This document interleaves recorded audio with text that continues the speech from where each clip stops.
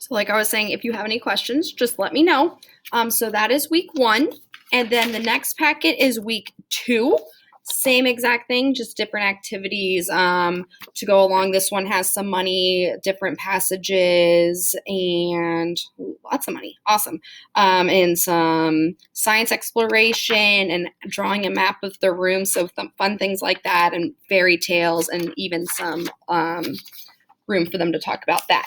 After that, I sent everyone home with quite a few sheets of front to back lined paper that we use in our class. You can use this for whatever you want. I gave multiple copies, but you can still make more just so you can practice if you want them to write their name, days of the week, sight words, whatever you want it to be. This way they will have the usual paper that we use to write. And then I also sent just a little fun tidbit, and because we won't be able to get through all of them when they get back, I have given them 5 Scholastic News. I'm sure you've seen these come home before. I gave 5 just so it would give them something fun to do. They have a bunch of fun topics. We have ones about frogs, spring weather, Ireland and St. Patrick's Day, ducklings, and smile like a crocodile. So I have all of those in there in case they would want to have something kind of fun and learning wise while they're there. So that's everything that's in there. Also sent home was a homework packet that has a lot of graphing on the inside. We will not be able to get back to the topic of grading when, thank you.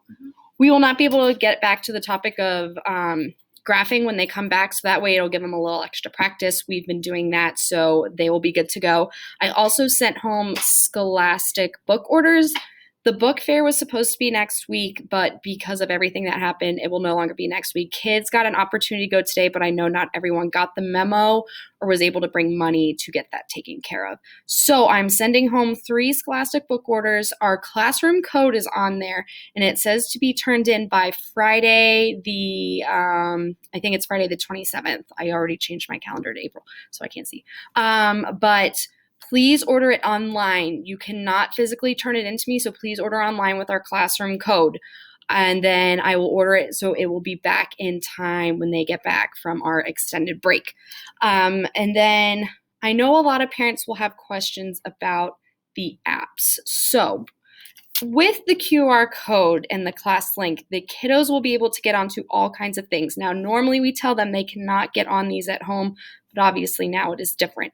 So there are a couple apps that they will probably talk to you about that will be very helpful for them to do. These are not at all mandatory, but I did stress to the kids that still exposing themselves to these and continuing their work will really help them when they come back from break and continue their learning. Number 1, we have extra math.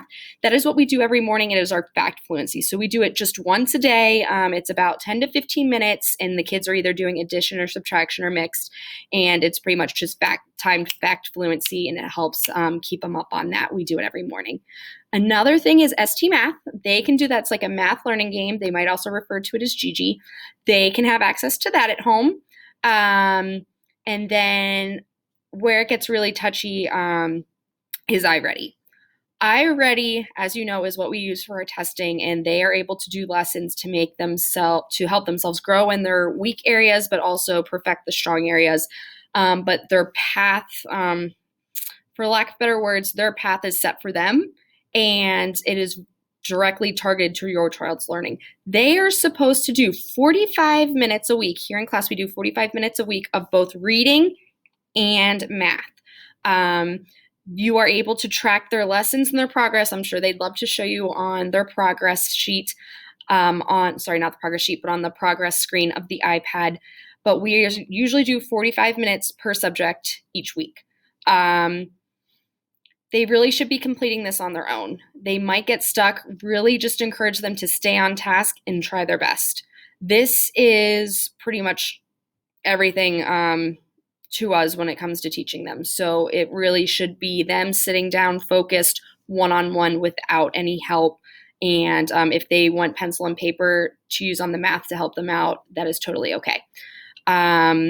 We usually listen with headphones just to block the outside noise out, but that is completely up to you and your environment and your availability.